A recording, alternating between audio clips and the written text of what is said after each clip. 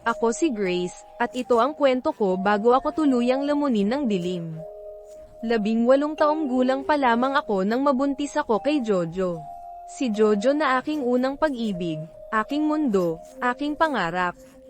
Sobrang takot ang naramdaman ko, lalo na sa aking mga magulang na kilala sa kanilang pagkarelihiyoso at mahigpit na paniniwala. Salamat na lamang at nakatagpo ako ng lalaking tunay na nagmahal sa akin at hindi ako pinabayaan, si Jojo. Bagamat halos isumpa ako ng aking mga magulang sa kanilang galit at pagkadismaya, ginapang nila ang buhay namin, nagtatrabaho ng lampas sa kanilang makakaya para lamang makapag-aral ako at magkaroon ng magandang kinabukasan. Sila kasi ay naniniwala sa kasabihang, ang edukasyon ay susi sa magandang kinabukasan. Isang araw, nagtaka ako kung bakit biglang sumulpot si Jojo sa aking tinitirhan sa Maynila. Nakasuot siya ng kanyang paboritong checkered na polo na laging kong inaasar na butas-butas na at may dalang bag na punong-puno ng kakanin na galing sa probinsya nila. Bakit ka nandito? Akala ko ba'y ayaw sa akin ng mga magulang mo? Baka magalit sila kapag nalaman nilang pumunta ka rito, tanong ko sa kanya, habang pinipigilan ang ngiti. Ngumiti si Jojo. Ngiti na nakapagpagaan ng loob ko at nagpaparamdam ng pag-asa. May maganda akong balita. Pinayagan na ako nila nanay at tatay na samahan ka pabalik sa probinsya nyo. Hindi na daw nila ako pagtataguan sa ilalim ng mesa. Totoo ba yan? Hindi ako makapaniwala. Naramdaman ko ang pagbilis ng tibok ng puso ko at ang paninikip ng dibdib. Oo naman. Hindi ako pupunta rito kung galit pa rin sila sa akin, no? Baka gusto mo pang magstay dito at maging madre, biro niya sabay kindat. Alam kong nagalit ang aking mga magulang dahil graduating na ako sa kursong education nang mabuntis ako. Pangarap ko pa naman na makapagsuot ng toga at makatanggap ng diploma. Pero pinanagutan naman ako ni Jojo at hindi niya sinabi sa akin na titigil ako sa pag-aaral. Sinabi niya na mag-aral ako kahit buntis ako dahil handa siyang akuin ang gastusin ko sa kolehiyo. Sabi nga niya, hindi hadlang ang pagiging magulang para maabot ang iyong mga pangarap. Huwag na, sagot ko. Alam ko namang mahirap ang trabaho mo bilang isang kargador sa pier. Minsan pa nga'y halos hindi ka na umuuwi para lang makapagtrabaho. May naipon naman akong pera para sa panganganak ko. Ipinapangako ko, handa akong gawin ang lahat para sa inyo ng magiging anak natin, sabi ni Jojo, habang hinahawakan ang kamay ko. Kaya nga kita nagustuhan, di ba? Dahil masipag ka at maalaga. Hindi ka nagrereklamo kahit mahirap ang buhay. Sabi nga nila, kung gusto may paraan, kung ayaw may dahilan. Teka, ano pala ang magiging kabuhayan natin kapag uuwi tayo sa probinsya nyo? Tanong ko, habang iniisip kung paano kami mabubuhay sa probinsya. Magbubukid ako. May lupa doon ang lolo ko dati. Marami ding mangga at nyog. Medyo malayo lang tayo sa bayan, pero masasanay ka rin kapag tumagal ka na doon.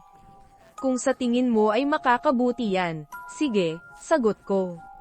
Nakausap ko na rin yung mga magulang ko at okay naman sa kanila eh. Pero ang sabi nila, kapag sinaktan mo ako, umuwi na lang daw ako sa kanila. Magagawa ko bang saktan ang babaeng mahal ko? Ikaw talaga.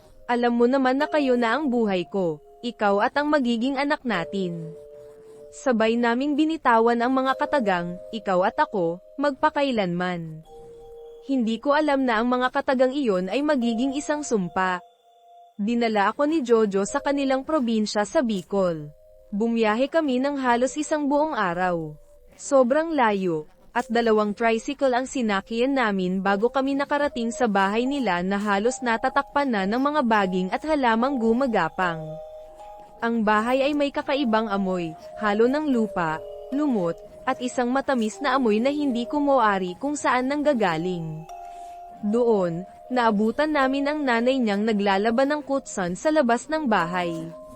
May kalakihan ang kanyang katawan at punong-puno ng kulubat ang kanyang mukha.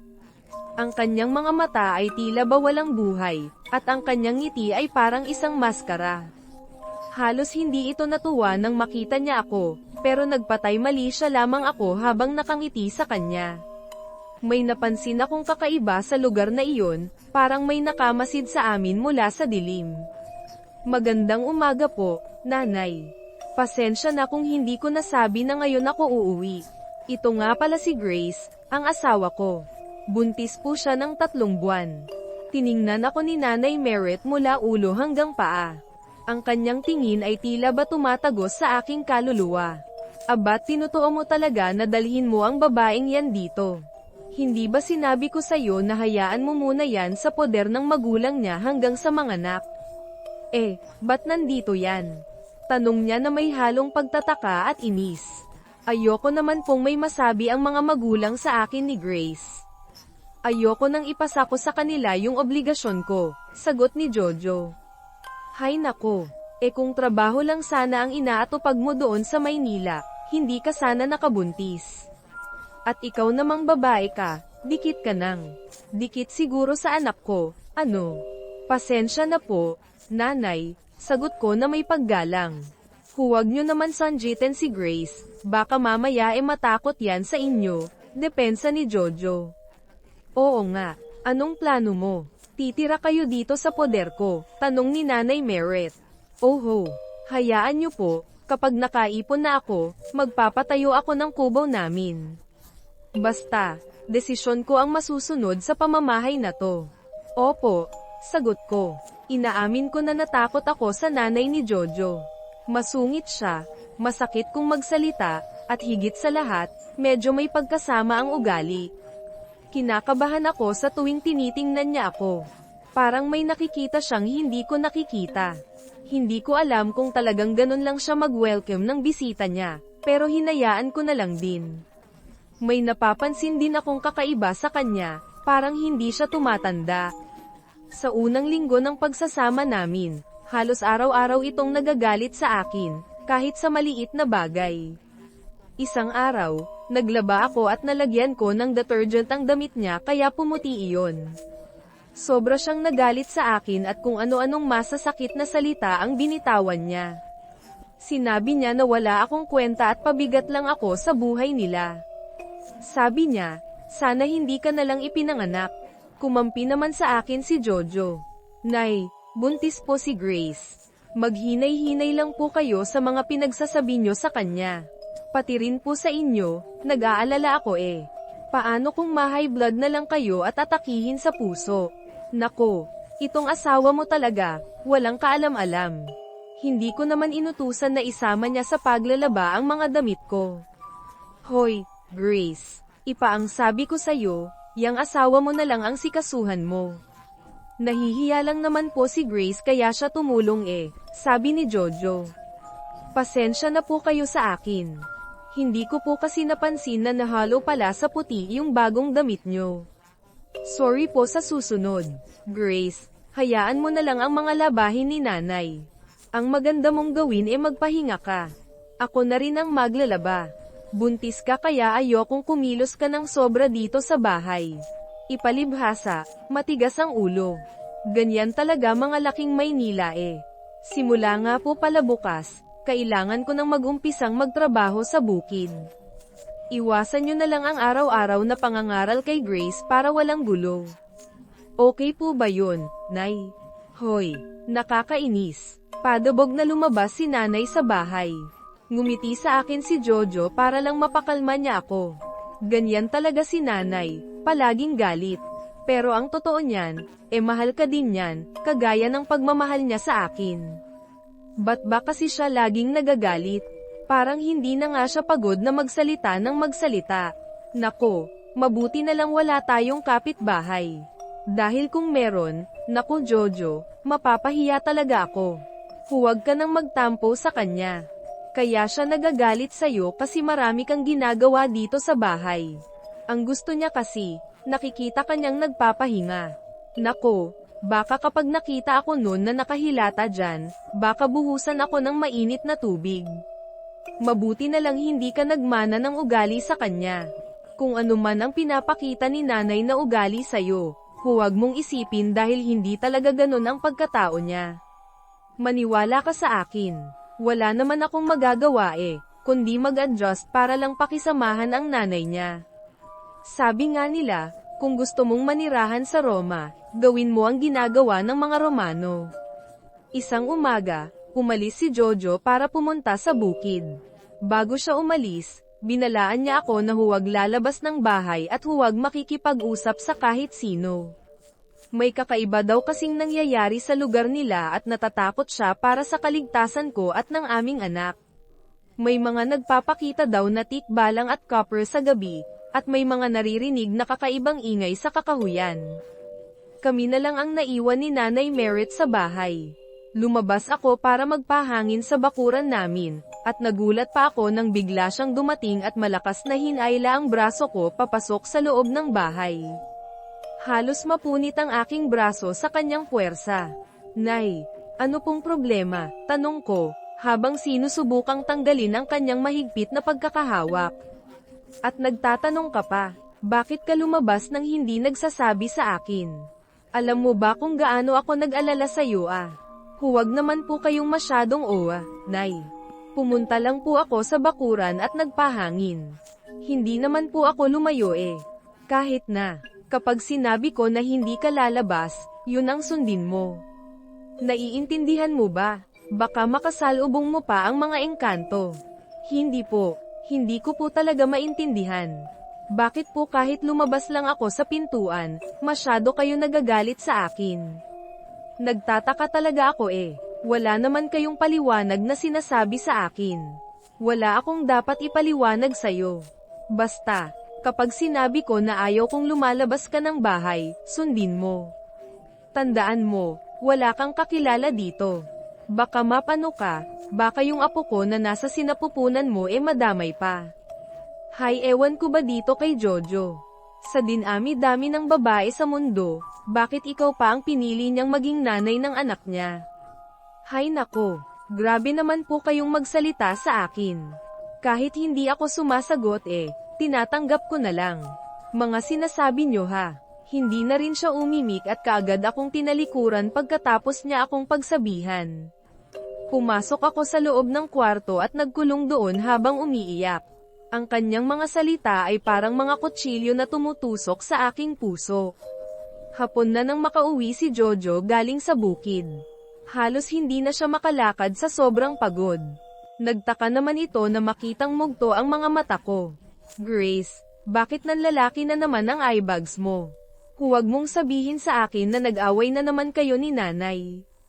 Nagsisisi na talaga ako na sumama ako sa'yo dito. Bakit? Ano bang nangyari? Lumabas lang ako at nagpahangin doon sa bakuran. Tapos nagalit na siya kaagad sa akin. Basta, marami pa siyang sinabi. Hindi naman pinapabayaan ko kayo ng nanay mo ah.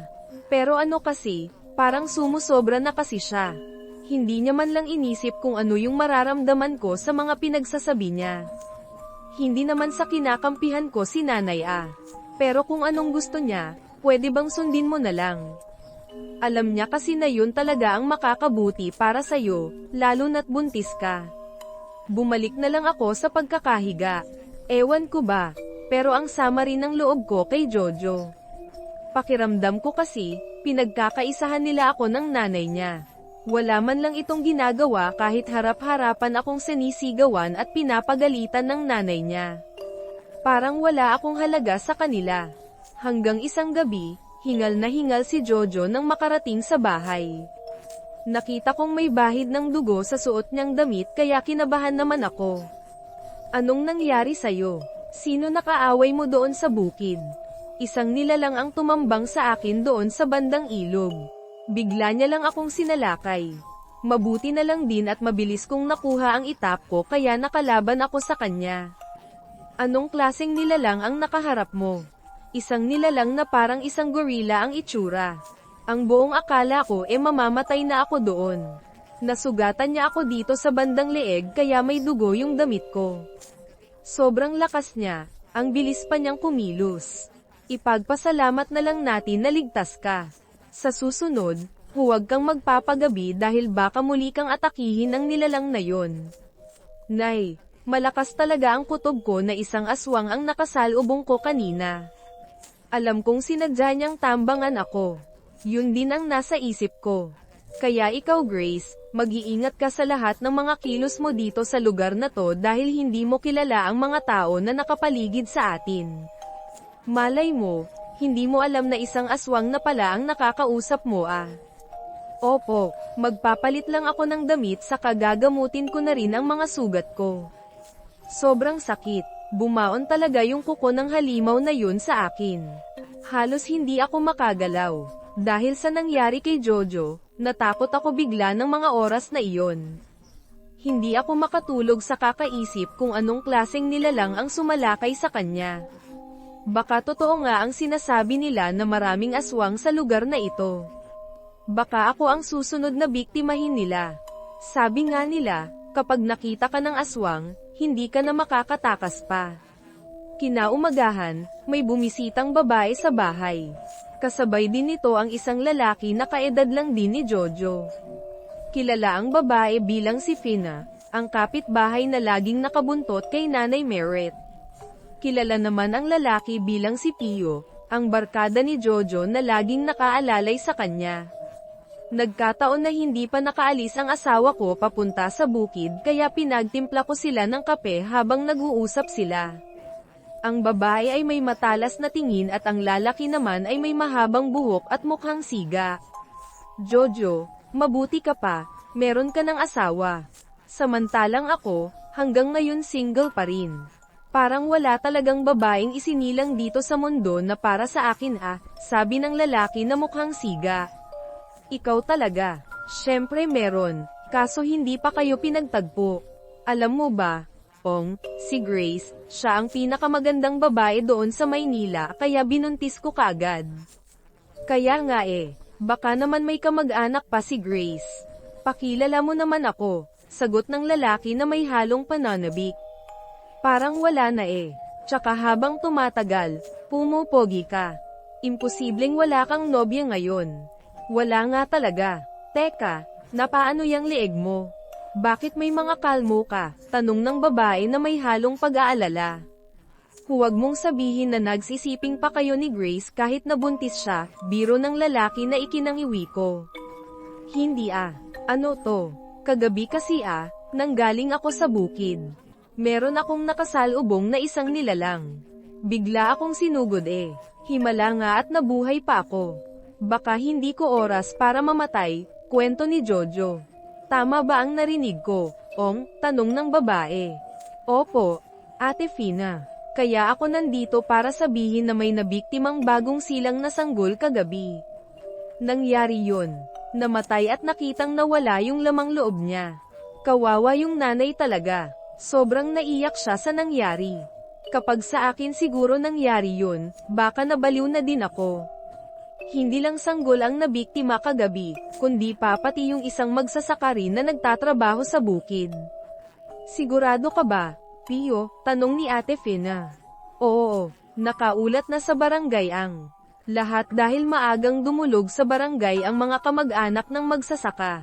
Siguro kung hindi ako nakaligtas kagabi, baka ako na yung namatay, sagot ni Pio. Kaya nga sinasabihan ko na itong si Jojo na huwag magpagabi lalo pat buntis pa itong asawa niya. Posibleng sundan siya ng aswang pauwi dito. Natatakot talaga ako dahil baka may makaamoy sa bata dyan sa sinapupunan niya. Hindi ko talaga makakalimutan na noon pa maraming aswang na nakatira dito sa atin. Hindi ko naman inisip na hanggang ngayon ay meron pa rin, sabi ni Ate Fina. Tama ka, Jojo. Mga aswang ang nambiktima sa mga yun. Kahit doon sa barangay, aswang rin ang pinagbibintangan nila. Kaya nga magpapakabit na ng solar light sa barangay para kahit papaano ay hindi makapalag ang aswang sa gitna ng kalsada dahil may ilaw. Sobrang delikado talaga ang sitwasyon ng asawa ko ngayon dito. Huwag kang mag-alala, Jojo. Gagawa ako ng paraan para hindi malusutan ng aswang ang bahay natin. At ikaw naman Grace, iwasan mo talaga ang makipag-usap kahit kanino Para din to sa kaligtasan nyo ng anak mo. Payo ni Ate Fina. Opo, nanay, sagot ko. Nay, aalis na ako palam ni Jojo. Kaya lang naman ako naparito para kamustahin ka. Kung may panahon ka mag-inuman naman tayo, Sabi ni Ate Fina. Sige, sa susunod na linggo para pwedeng-pwede ako. Punta ka lang dito sa bahay at isama mo pa yung ibang tropa, sagot ni Jojo. Aalis na rin ako, Aling Merit. Tsaka nga pala, may niluto akong adobong manok kanina. Dinalhan ko kayo. Nako, Fina, maraming salamat dito sa dala mo ha. Dumalaw lang kayo dito sa susunod, Ate Fina, pasasalamat ni Nanay Merit. Aba, oo naman. Alam mo naman na itong nanay mo lang ang close ko dito. Lahat kasi sila naiinggit sa akin kaya ayun galit sila. Natawa na lang din kami sa sinabi ni Ate Fina. Nang makaalis na ang mga ito, sunod naman na nagpaalam si Jojo sa amin. Sobra akong natatakot para sa sanggol na nasa tiyan ko dahil anuman oras ay maaari kaming mawala kapag nalaman ng mga aswang na may buntis na nakatira sa bahay namin.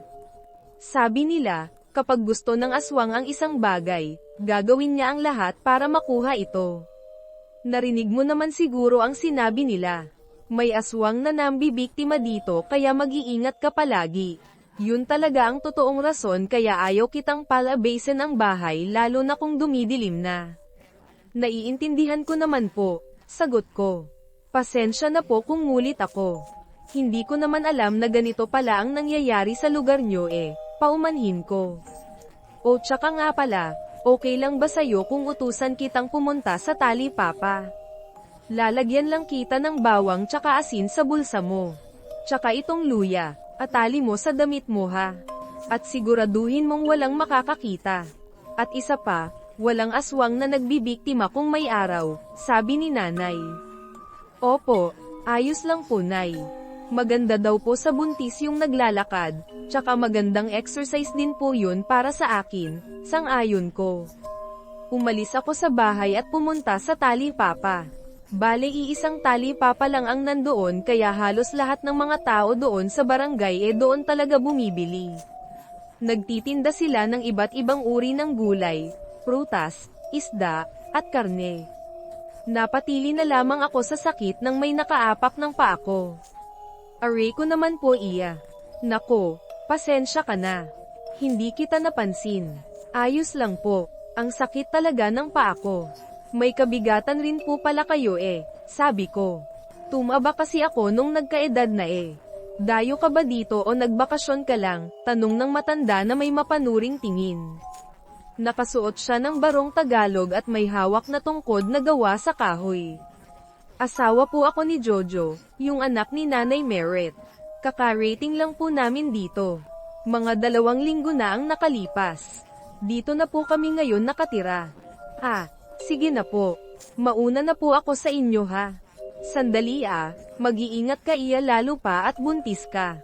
Narinig nyo naman siguro ang balita tungkol sa aswang na nananalasa. Paalala niya sa akin na parang may ibang kahulugan. Ang kanyang mga mata ay tila ba may tinatagong lihim. Sa mga sandaling yun, naalala ko na mahigpit akong pinagbilinan ni Nanay Merit na huwag makipag-usap sa ibang tao. Aalis na sana ako para talikuran siya pero bigla nitong hinawakan ang tiyan ko. Ang kanyang kamay ay malamig at parang may kakaibang enerhiya. Ay teka, huwag niyong hawakan yung tiyan ko Ano naman masama kung hahawakan ko? Tanong ng matanda na may malapad na ngiti. Alisin niyo ang kamay niyo sa tiyan ko dahil kung hindi, sisiga ako dito, banta ko. Hindi nga kita kilala pero basta-basta na lang kayong nakahawak.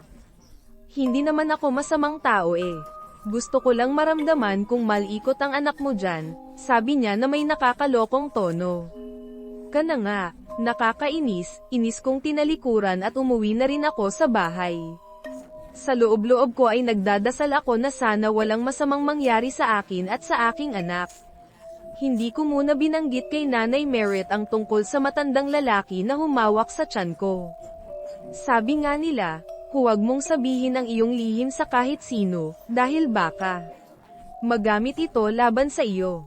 Oh Grace, kumusta naman ang pagpunta mo sa Talipapa? Wala namang naglakas loob na lumapit sa'yo, tanong ni Nanay Merit na may halong paghihinala. Wala naman po Nay. Anay, magpapahinga lang po ako ha. Medyo napagod po kasi ako sa sobrang paglalakad O siya, sige. Ay teka, bakit pinagpapawisan ka? Masama ba ang pakiramdam mo? Tanong niya na may matalas na tingin. Ha, hindi nay. Sa init lang po siguro. Sige na, magpahinga ka na. Tatawagin na lang kita kapag nakaluto na ako. Kaagad naman akong pumasok sa loob ng kwarto namin. Pagkahiga ko pa lamang sa kama ay bigla na naman akong nakaramdam ng pananakit ng tiyan. Ang sakit ay mas matindi kaysa dati. Parang may humihila sa loob ng aking sinapupunan. Sinubukan kong magdasal, bumigkas ng Ama namin at Aba Ginoong Maria, ngunit ang sakit ay hindi pa rin nawawala. Sa halip, parang mas lalo pa itong tumitindi. Nanginginig ang buo kong katawan at halos hindi ako makahinga. Parang may kamay na humahawak at pumipiga sa aking tiyan mula sa loob. Hindi ko na kayang tiisin ang sakit. Sinubukan kong tumayo para humingi ng tulong, ngunit bigla na lamang akong natamba sa sahig. Nawalan ako ng malay. Nagising ako sa isang madilim na silid. Ang tanging liwanag ay nanggagaling sa isang kandila na nakapatong sa isang lumang mesa. Ang silid ay may kakaibang amoy, amoy ng dugo, lupa, at isang matamis na amoy na nakakahilo. Tumingin ako sa paligid at napansin kong hindi ito ang kwarto namin sa bahay ni Nanay Meret. Ang silid na ito ay mas maliit, mas madilim, at mas nakakatakot. May mga kakaibang bagay akong nakita sa paligid, mga tuyong dahon, buto ng hayop, at mga larawan ng mga santo na nakabaliktad. Parang nasa loob ako ng isang altar ng mga demonyo. Sinubukan kong tumayo, ngunit bigla na lamang akong nakaramdam ng matinding sakit sa aking tiyan. Napahiyaw ako sa sakit. Hinawakan ko ang aking tiyan at napansin kong may kakaibang pakiramdam dito. Parang hindi na gumagalaw ang sanggol. Bigla na lamang may narinig akong boses na nanggagaling sa labas ng silid. Gising ka na pala, sabi ng boses. Napakunot noo ako. Sino yan? Nasaan ako? Tanong ko. Huwag kang mag-alala. Ligtas ka dito, sagot ng boses. Malapit na ang panahon. Kinilabutan ako. Anong ibig mong sabihin? Sino ka ba? Malalaman mo rin, sagot ng boses. Sa ngayon, magpahinga ka na. Bigla na lamang nawala ang boses. Naiwan akong nag-iisa sa madilim na silid. Lumipas ang mga oras. Hindi ako makatulog sa sobrang takot. Sinubukan kong mag-isip kung paano ako makakatakas sa lugar na ito, ngunit hindi ko alam kung saan ako pupunta. Wala akong kakilala dito maliban kay Jojo at sa kanyang nanay. Ngunit hindi ako sigurado kung mapagkakatiwalaan ko pa ang mga ito. Bigla na lamang may narinig akong kaluskos sa labas ng silid. Natakot ako at nagtago sa ilalim ng mesa. Bumukas ang pinto at pumasok si Nanay Meret. May dala siyang isang bowl na may lamang kakaibang likido. Ang kanyang mga mata ay tila ba walang buhay, at ang kanyang ngiti ay parang isang maskara. Nay, sabi ko, nanginginig ang boses. Huwag kang matakot, Grace, sabi ni Nanay Meret. Gagawin ko lang ang nararapat. Lumapit siya sa akin at inilapag ang bowl sa mesa.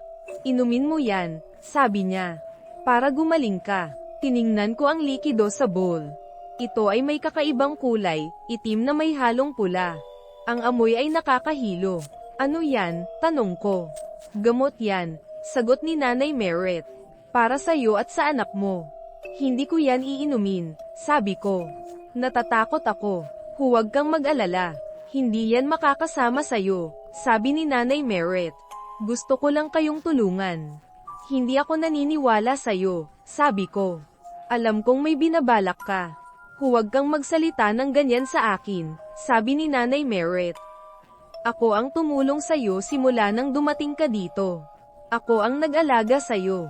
Ako ang nagbigay sa'yo ng tirahan. Pero bakit mo ako dinala dito? Tanong ko. Bakit mo ako ikinulong sa silid na ito? Hindi sumagot si Nanay Meret. Tinitigan niya lang ako ng masama.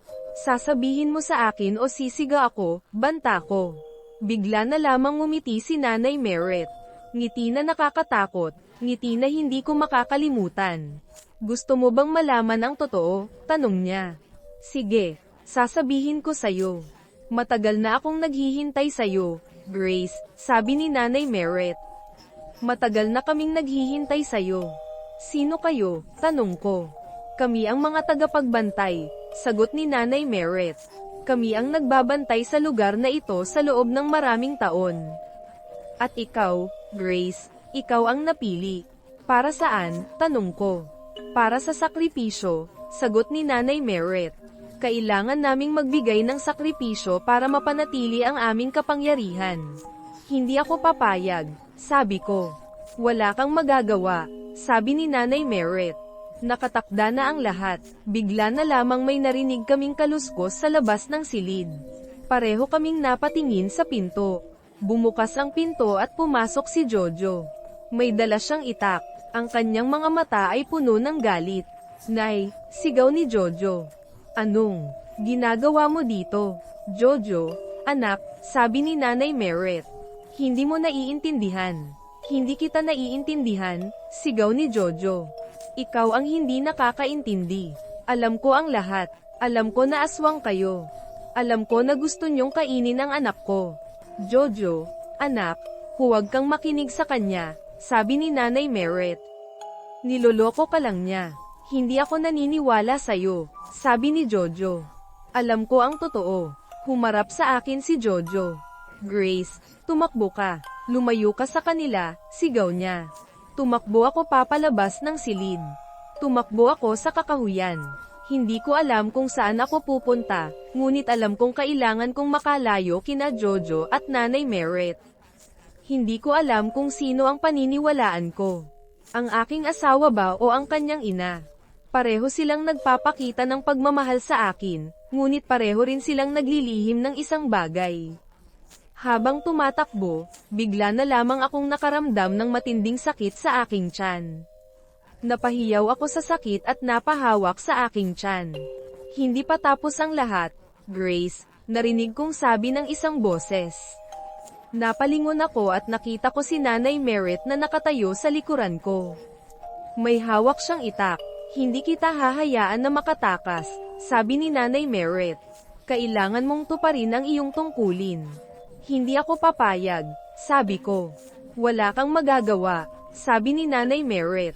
Itinaas niya ang kanyang itak at sinugod ako. Bigla na lamang sumulpot si Jojo at hinarang si Nanay Meret. Naglaban silang dalawa. Ang kanilang mga katawan ay nagbanggaan, ang kanilang mga itak ay nagtagisan. Ang kanilang mga mukha ay puno ng galit at pagkamuhi. Habang naglalaban, bigla na lamang may lumitaw na isang nilalang na parang gorilla mula sa kakahuyan. Ang nilalang ay may mahahabang kuko at matutulis na ngipin. Ang kanyang mga mata ay pula at tila ba nagliliyab. Natakot ako at napahiyaw. Hindi ako makagalaw sa aking kinatatayuan. Sinugod ng nilalang si Jojo at kinagat siya sa leeg. Bumagsak si Jojo sa lupa. Lumapit sa akin ang nilalang at ngumisi. Sa wakas, akin ka na, sabi niya. Bigla na lamang may narinig akong boses sa aking isipan. Grace, gamitin mo ang bawang. Naalala ko ang bawang na nakalagay sa aking bulsa. Mabilis kong kinuha ito at itinapon sa nilalang. Napahiyaw ang nilalang at umatras. Hindi ako makalapit sa'yo, sabi niya. Sinamantala ko ang pagkakataon at tumakbo papalayo. Tumakbo ako ng tumakbo hanggang sa makarating ako sa isang ilog. Tiningnan ko ang aking refleksyon sa tubig at nagulat ako sa aking nakita. Ang aking mukha ay puno ng dugo at putik. Ang aking damit ay punit-punit. Para akong isang baliw. Bigla na lamang may narinig akong boses na nanggagaling sa aking likuran. Hindi ka makakatakas sa akin, Grace. Napalingon ako at nakita ko si Jojo na nakatayo sa likuran ko. Ngunit may kakaiba sa kanya. Ang kanyang mga mata ay pula at tila ba nagliliyab. Ang kanyang ngiti ay parang isang maskara. May dugo pa sa kanyang bibig. Jojo, sabi ko. Hindi ako si Jojo, sabi niya. Ako ang aswang. Napakuyom ako ng aking kamao. Hindi ako papayag na makuha mo ang anak ko. Wala kang magagawa, sabi ni Jojo. Nakatakda na ang lahat. Sinugod ako ni Jojo. Tumakbo ako, ngunit mabilis si Jojo. Naabutan niya ako at hinawakan ang aking braso. Sa wakas, akin ka na, sabi ni Jojo. Matagal na kitang pinapangarap. Sinubukan kong kumawala, ngunit malakas si Jojo. Hindi ko siya kayang labanan. Huwag mo akong saktan, sabi ko. Parang awa mo na. Hindi kita sasaktan, sabi ni Jojo. Gagawin ko lang ang nararapat. Itinaas niya ang kanyang itak at itinutok sa aking tiyan. Napaluhan na ako sa puntong ito. Ang susunod na mga pangyayari ay mahirap isulat. Pinaikit ko ang aking mga mata at naghintay sa sakit. Ngunit hindi ito dumating. Binuksan ko ang aking mga mata at nakita ko si Jojo na nakatayo sa aking harapan. Ngunit hindi na siya si Jojo. Ang kanyang mukha ay puno ng dugo at putik. Ang kanyang mga mata ay pula at tila ba nagliliyab. Ang kanyang ngiti ay parang isang maskara. Hawak niya ang kanyang itak. Ang itak ay puno ng dugo. Tumingin ako sa aking tiyan at napansin kong wala na ang sanggol. Wala na ang aking anak. Napahiyaw ako sa sakit. Hindi ko kayang tanggapin ang nangyari. Ang aking anak, ang aking pangarap, ang aking kinabukasan, lahat ay nawala. Simula ng araw na iyon, alam kong hindi ko na muling masisilayan ang liwanag ng araw, sapagkat ako na mismo ang naging dahilan ng aking pagkalugmok sa dilim. Kinain na ako ng aswang, kinain na ang puso ko, kinain na ang kaluluwa ko. Nawalan ako ng malay at bumagsak sa lupa. Ang aking huling alaala ay ang ngiti ni Jojo, ang ngiti ng aswang. Nagising ako sa kabilang buhay. Ako ay isang kaluluwa, isang espiritu, isang multo. Wala na akong katawan, wala na akong pangarap, wala na akong kinabukasan. Nagpalakad-lakad ako sa mundo, naghahanap ng kapayapaan. Ngunit hindi ko ito makita. Ang aking puso ay puno ng galit at pagkamuhi. Sinumpa ko ang aswang. Sinumpa ko si Jojo. Sinumpa ko si Nanay Merit. Sinumpa ko ang buong mundo. At mula noon, ako ay naging isang multo na naglalakbay sa mundo, naghahanap ng paghihiganti. Sabi nga nila, ang paghihiganti ay matamis, ngunit ito ay may lason. Ngunit wala na akong pakialam. Gusto kong maghiganti. Simula ng araw na iyon, ako ay naging isang aswang. Ako ay naging isang nilalang na kinakatakutan ng lahat. Ako ay naging isang sumpa. Wakas.